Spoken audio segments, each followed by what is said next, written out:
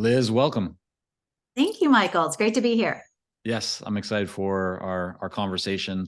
Every time that you and I talk, uh, I learn something, and I'm a fan of what Hinge does in terms of the research that that you've all been doing over the years. And I know it's been fun to collaborate on a few things. So let's get into it. I thought we'd start with the idea of the visible expert, which is, I guess, a phrase, a term. You have a new book out as well with that topic, and it was nice. I feel honored to be kind of part of that book and featured in a section of it. But I'd love if you could just start off and maybe share with everybody what is a visible expert? What does that kind of mean to you, and why write a book on it? Why do you feel that's so important? Yeah, well, thanks for asking about it. And by the way, ditto. We love talking with you. We learn something tactical and practical every time we talk. So I appreciate that about you. The Visible Expert book is about a specific type of persona that is very successful in professional services. So when we say visible expert, we're not just talking about a generic expert. We're talking about somebody who has attained high visibility for a specific area of expertise in the industry that matters to them. And so it has to have those three containers, if you will, in order to meet the criteria of being a visible expert. And why this book? Why now? Because we wanted to provide some insight to leaders out there who are trying to grow and scale either personally or within their firms or their firms. And really the answer is to build brands around expertise, because this is how buyers are buying. So the extent you can make your expertise visible will build your pipeline and help you grow and scale in a profitable manner. Yeah, I mean, I love that. I think it's very important, and it's an area that people often struggle with. I do want to get into your experience and time over the last 12 years at Hinge, and how you've built it up. You said when you started it was 10 people, and then it was much higher, and then now you're about 20 people at the firm. And again, the research that you do, I want to dive into that. But I would love to get your perspective on when you talk about specialization, about expertise, how important that is, especially that's how buyers are buying today. I know that's not just your kind of opinion, right? It's based on research and data, because that's what you guys really, that's the foundation of everything that you do. But I want to play the devil's advocate for a moment for somebody who's saying, well, do you really have to be an expert? And my question is, have you seen examples of firms in the consulting space, professional services, that are more generalists? They don't have deep expertise, or at least they don't put the spotlight on their expertise, and they are still able to be successful. And if so, are they rare? Just kind of, yeah. What's your thoughts and experience on that? I love that question because it's yes, yes, and no, and no.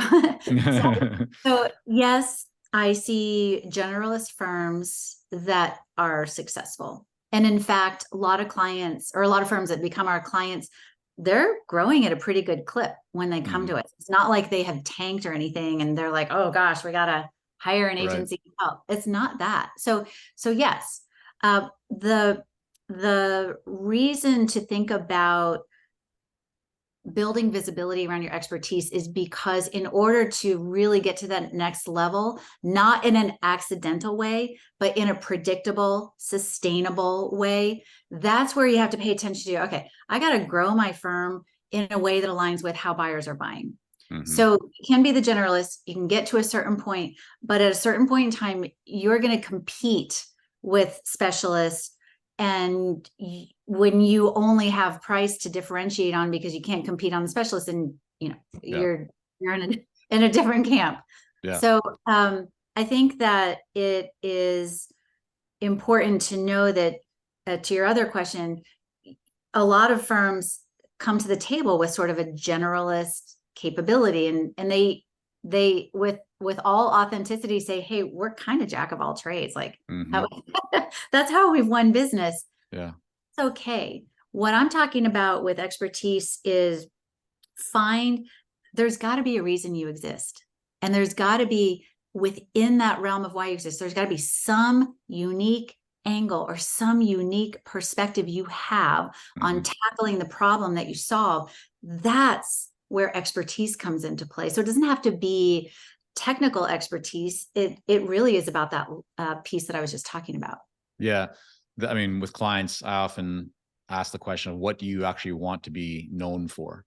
Right? Because if you're not clear on what you want to be known for, then you can't expect the market to be clear. And I think your point is a really good one, and one that is worth kind of mentioning again for everybody. Is that yes, you can grow as a generalist, but it's almost like having a business that relies just on your network and connections. It can take you pretty far, but at some point, you're probably going to wake up and you're going to realize that in order for you to grow in a more stable manner with more predictability and you being able to actually be proactive with it, that's where the expertise comes in. So I think that's I appreciate you sharing that. Let's shift then to one of your studies. So one that you've put out, it's called the high growth study, where you're looking at consulting firms that are growing at a higher rate than the typical firm. There's a lot inside of this to unpack, but I'd love if we could kind of maybe go over a few areas that stand out that you mentioned to me prior. But one thing that I want to note here is that the way that you define these firms is that they're twice as profitable as their no growth peers. And so they've figured out not only how to grow at a faster rate than the typical consulting firm, but they're also growing more profitably, which is that kind of dynamic duo, right? That combination that everybody wants. It's not just growth, top line revenue growth, and saying we're making a lot of quote unquote, revenue. They're actually very profitable, that's money in the bank. Yeah. So let's get into the four. I guess the first area that I have written down here is technology. How does technology play into and factor into growth and profitability? Yeah. So when we talk about technology, we're talking about adoption of technologies that allow companies to really be proficient in a digital landscape, because that's really how we're all operating, communicating, and forging relationships these days. So we found in our study that almost a quarter, 23% of high growth consulting firms have already gone through what the industry largely thinks of as a digital transformation. So that means they have a high level of maturity in Mm-hmm. their technology adoption and in their digital proficiency. It means things like it's the difference between operating in paper and spreadsheets versus all your core business systems, marketing and business development, sales. It's all tied in the same system or systems. Everything's talking to each other, and leadership is making solid decisions based on easy access and visibility to key metrics. So Right. that's kind of the difference. You know, a quarter of firms probably doesn't sound that impressive to people, but if you think about this number, 6% of no growth firms have done the same, gone through a digital transformation. So that's a huge delta. And Mm-hmm. by the way, digital transformation is no easy feat. It can take years. So I think Yeah. that's a really interesting advantage that those firms have. Certainly. And I would just maybe add to this that for those that are joining, right, for some of you, you're going to be at the stage with your business where this makes a lot of sense. And it's something that you should be looking into if you haven't already. For others, right, if you're a solo consultant or you're earlier stage, I don't think Liz, correct if I'm wrong, Liz, I don't want to put words into your mouth, but I certainly, from my perspective, would not encourage somebody who's a solo consultant or earlier stage to try and invest a ton of time and a ton of money into having all the latest technology tools. I know that in our case, if we go back in time, we got to our first $1 million as a business with pretty much spreadsheets. Like we didn't need a lot of technology to do it. And of course, continue to grow from there and added tools and systems as we built our team. But yeah, any thoughts from you on that, Liz, in terms of when does something like digital transformation, or if we may just simplify that, bringing in better systems, processes, technology to scale, grow, and make a consulting firm more profitable, in your mind, when does that become necessary, or when should somebody start thinking about that? Absolutely. So that's an interesting question. And I think the answer, when it's right, is going to be different for everybody out there. But I love that you asked this question, because you're absolutely right. And I've been there myself, where when in one of my startups, I mean, we were all spreadsheets, and that was perfect for us. Yeah. So I think, to your point, I think the takeaway for small firms would be, it absolutely not overinvest in different technologies with all these whiz bang features that you're never going to use. No, even larger firms shouldn't do that. But anyway, small firms, what we're talking about here is making sure that, to the extent that you do use spreadsheets, everything's connected, so that you have your sales information. For example, you go to an event, don't just have business cards piled on your desk, or Right. it's in your head about who you met. It needs to be visible and centralized somewhere. Spreadsheets are great for that. So that's really the takeaway, Yeah. is centralization, easy access and visibility, so that whether you're 1, 5, or 15 people trying to make decisions, you're looking at the same data. Yeah.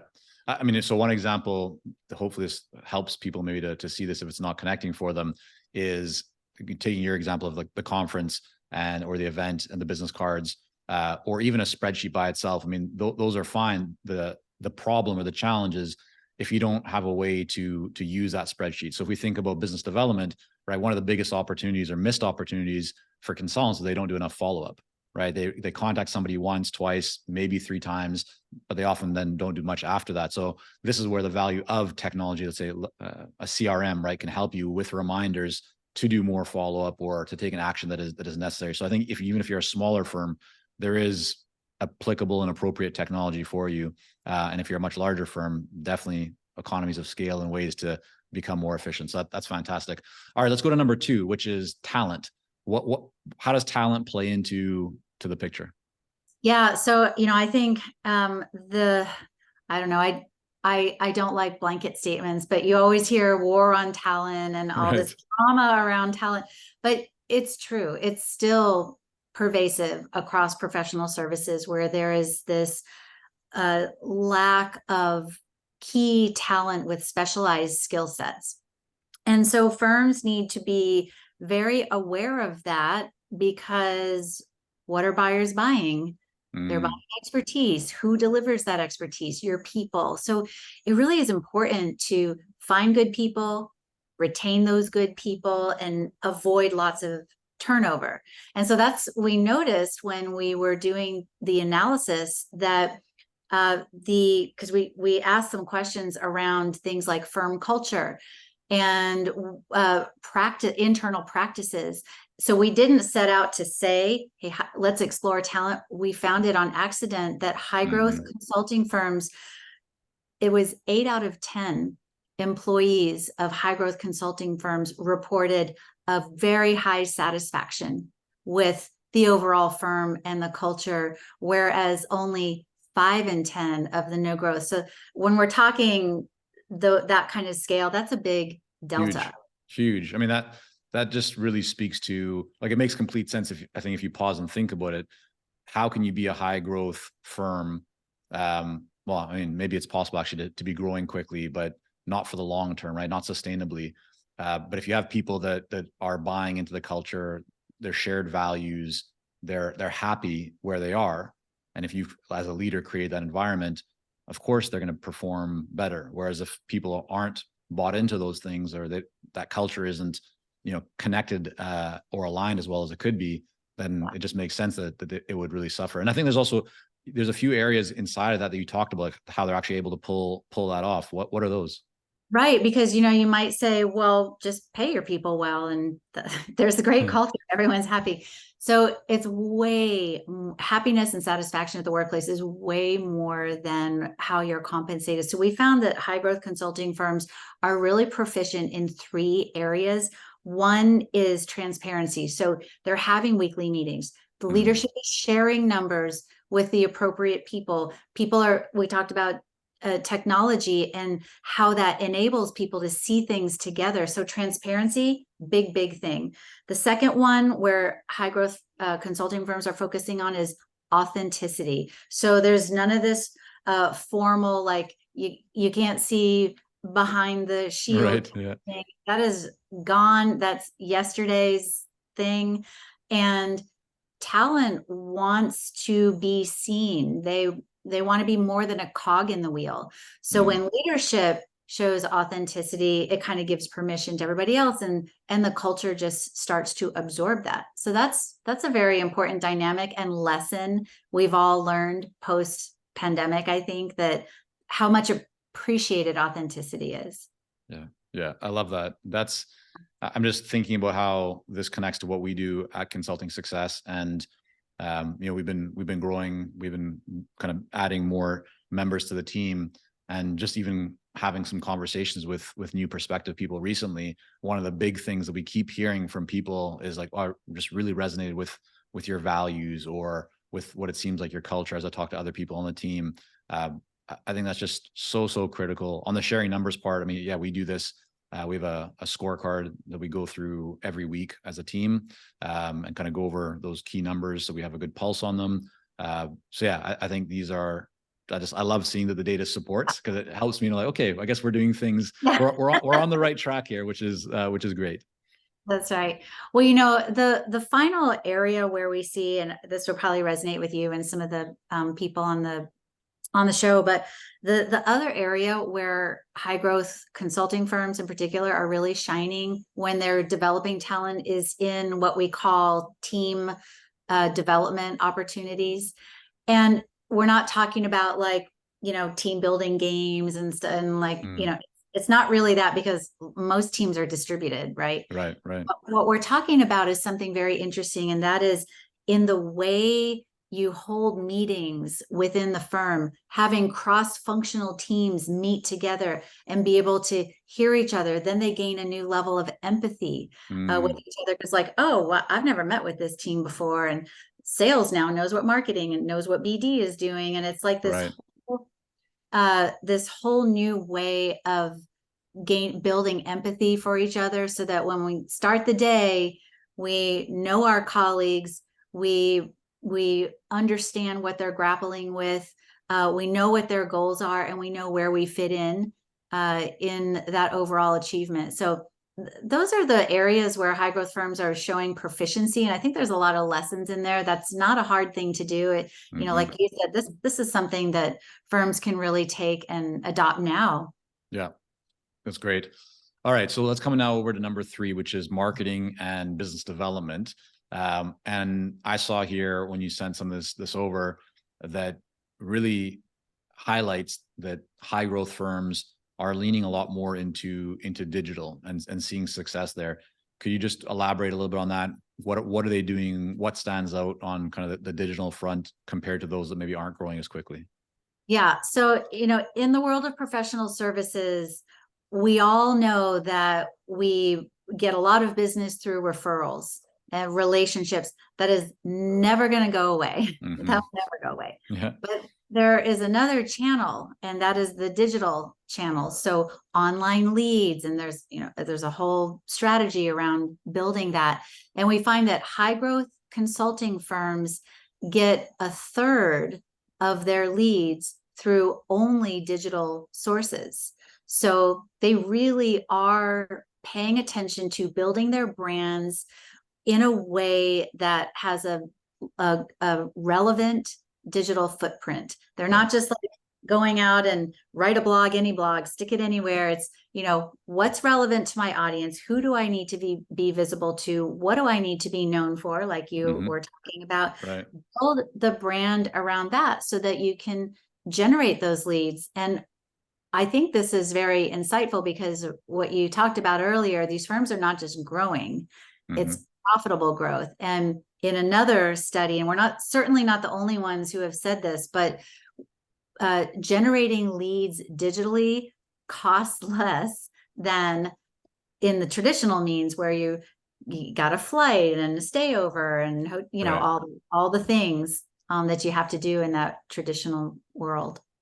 Can we connect that to? I remember seeing a study that you all did, maybe last year, the year before, where it showed I believe maybe it was 20 or 2022 data compared to a previous, period of time. And I recall that it shows something along the lines that, the way that buyers are now making decisions about investing in, for example, working with consultants and so forth, their buyers are actually spending more time on online platforms and are now more likely to make decisions based on reading somebody's article or listening to a Yes. podcast. I don't know if there's anything that you could touch on there, but just I remember thinking like that makes a lot of sense. So that's very interesting to see. Yeah, it's so yes, the point in that specific data was that clients and prospective clients are judging and vetting firms like yours and mine, whether it's fair or not, through our websites, through our LinkedIn profiles, through articles that they read before they ever pick up the phone. And you know what is scary? Let me tell you a really scary statistic. So we talked about referrals. And let's say that, someone gives me a call and it says, who does X? And I say, you got to talk to Michael. He is amazing. I've never met a better consultant. You got to call him. Well, out of 10, only two in 10 people I refer to you, according to the data, would actually give you a call. 8 out of 10, you will never speak to. Now, you're a bad example because your digital footprint is great. But for those firms whose websites are not up to snuff, who don't have educational content anywhere on their website or LinkedIn, whose messaging is very bland and generic, they're the ones who don't hear from 8 out of 10 referrals. That's a ton of business that's getting left on the table. So I say that because it underscores how much buyers are relying on self-education, and they're using websites and LinkedIn and all of that. So we have to pay attention. Yeah. Well, thanks for sharing that. I think it's really important for everybody to know. Let's then hit the fourth topic here before we move on, which is strategy. It's a big word, maybe Yes. overused. Yeah. However, in the context of a high growth firm, what stands out? What might a smaller or even a solo consultant or mid-sized firm, what should they be thinking about? Where's the advantage for them inside of strategy? Yeah. So by strategy, all we mean there is, how do you decide how to talk about your firm? What's your positioning? What's your messaging? How do you decide what marketing techniques to employ? How do you decide what channels to be visible in? That's strategy. And what high growth consulting firms do is they do not sit their smartest people around the boardroom table and make those decisions.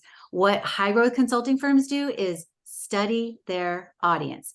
How do people learn? Like we were talking about the learning digitally. Well, getting some data and some intel around how these people learn. Where are they? What events do they attend? What articles and blogs do they read? What publications do they read? What terms are they using to search for what keeps them up at night? That intel is what high growth firms take into the decisions about how to talk about themselves and what channels and techniques.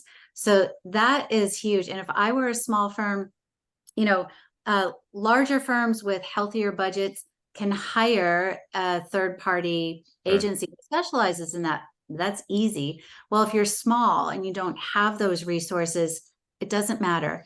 You can do what I refer to as social listening. Go on LinkedIn. It's where your audience is dialoguing, and go to competitors. See what they're posting and what has garnered lots of attention and dialogue.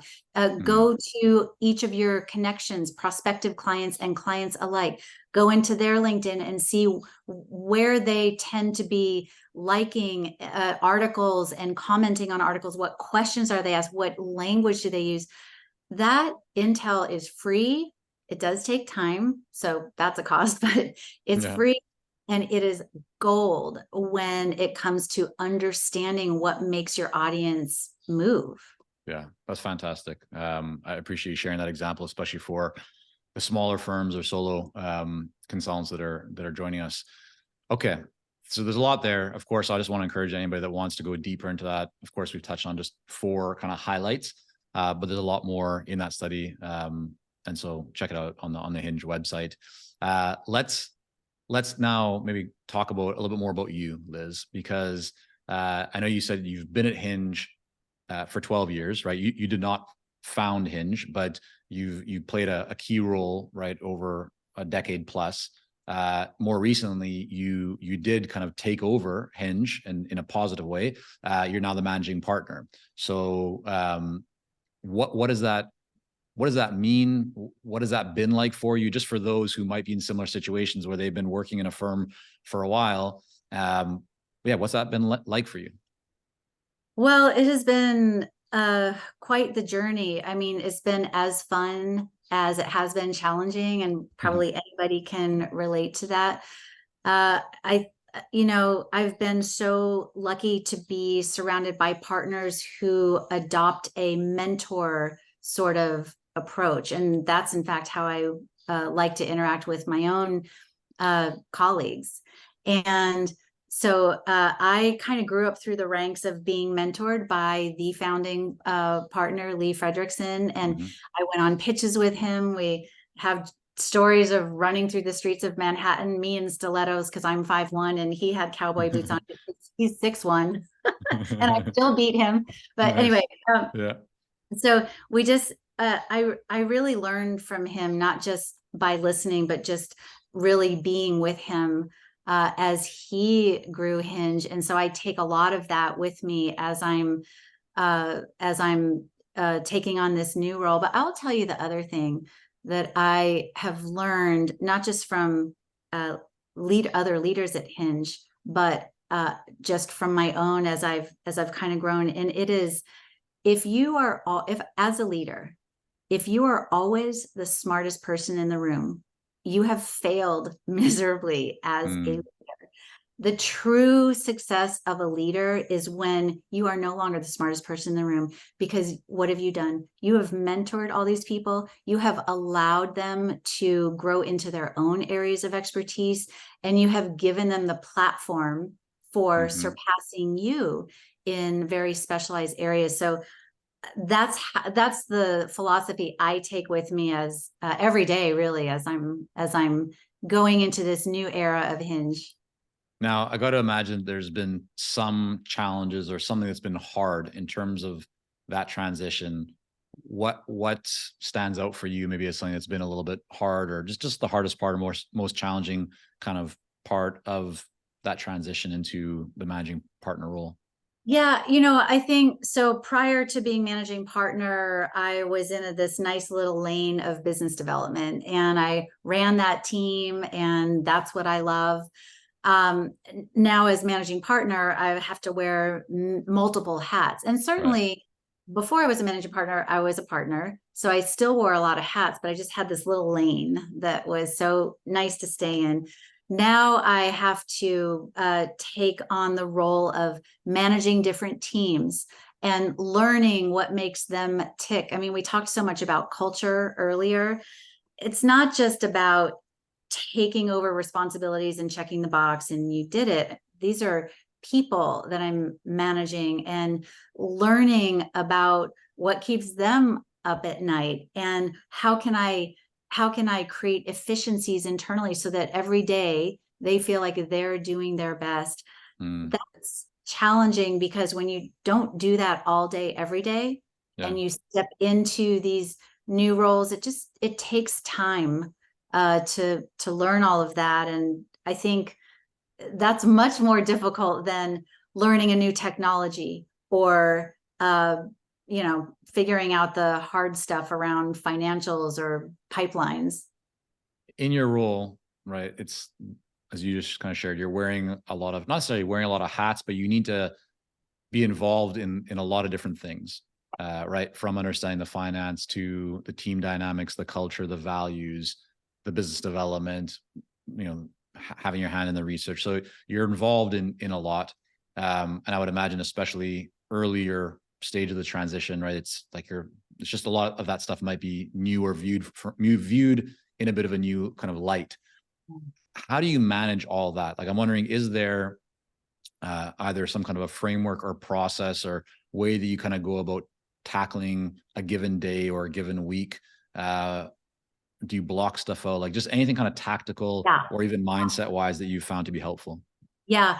So I really look at my blocks as a weekly construct.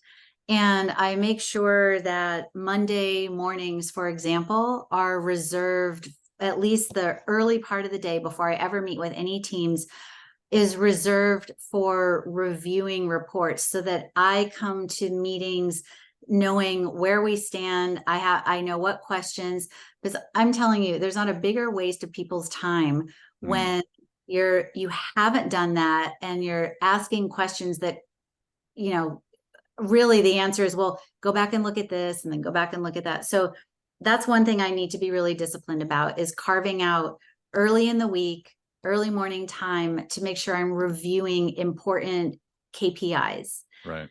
The other thing is I have had to really factor into my schedule one-on-one time to meet with people.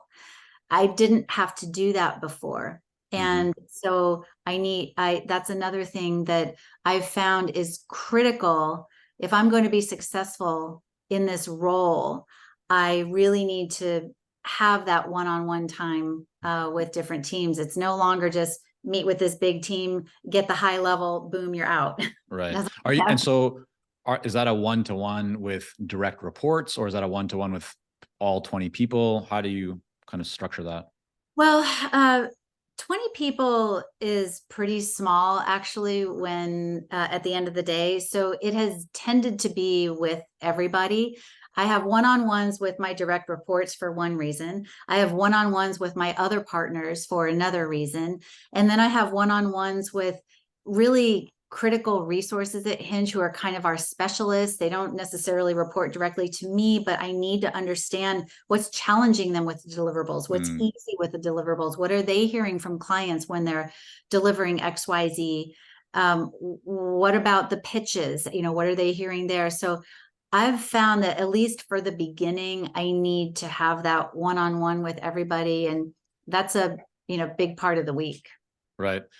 I imagine that, as you transitioned into this role, you've probably been thinking a lot about growth and improvement inside of the company. Not that there was anything wrong with the company Yeah. before, but just naturally, right? It's now you have control. There's a lot more that you can kind of get your ideas in, maybe more than before. And so I'm wondering, how do you think about growth and just scaling the business? Where are you putting your energy and emphasis? Do you see opportunities in adjusting pricing strategy? Is it sunsetting and kind of removing maybe a certain offering or adding something new, or is it building the team, going after larger clients? Like, where's your mind right now, kind of present day, when you're thinking about growing the Yeah. business? Well, that's a really great question. And I've spent a lot of time talking about that with my other partners, actually. And one of the key decisions we made is to avoid going after new things that we've never tried before. That's hard because Hinge is a very entrepreneurially minded kind of company. Right. And so probably a lot of people on the call can relate to that. And so we have to be very disciplined there and just stick with what we know. Um, my dog is really That's wanting to I saw meetings. your dog in the mirror there a moment ago. I was like, that's a really cute I dog. have him Uh, blocked, but he's bulldozing the door. all Um, good. You're yeah. fine. So that's one thing, is be very disciplined about what we go after. And the other thing is, just about the people. I mean, I've seen over the years that I've been at Hinge, the employee count has ebbed and flowed, and that's with any company. Sure. And one of the uh, difficult and disciplined decisions we needed to make was what's the core group of people around which we're going to grow. Mm, And at some point in time, we will need to go back out and hire specialists. And that may be on a contract sort of basis. By the way, that's another habit of high growth firms. They have a core and then they use outside specialists. And I think that's the direction that I see, because it's very, that specialized talent is very difficult to attract, retain, and then utilize as much to the percentage that they should be Yeah. utilized in order to make it worth it.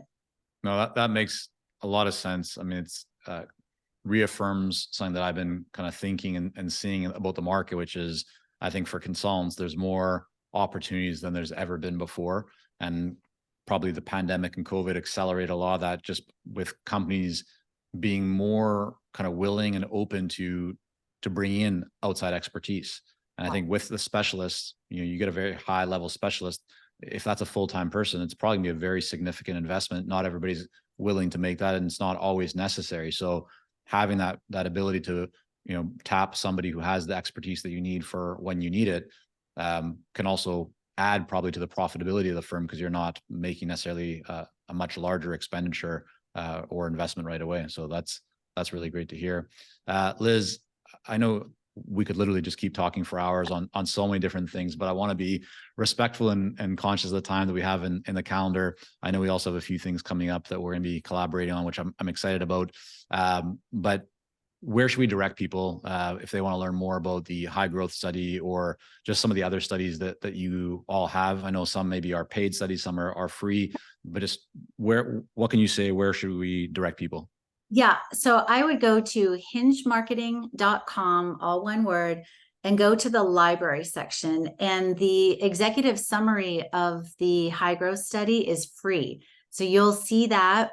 I would just download that. And there are also lots of free executive level guides that we have written. So go to hingemarketing.com, libraries and guides, and just peruse it. We aim to write in a very practical way. So people always say, I read that on the 1 hour plane ride that I had today. So do that, and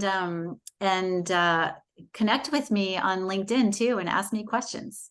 Fantastic. Well, Liz, thank you again so much for coming on. I always enjoy our conversations, and we'll get all that linked up in the show notes over at consultingsuccess.com. Thanks again. Perfect. Thank you so much for having me.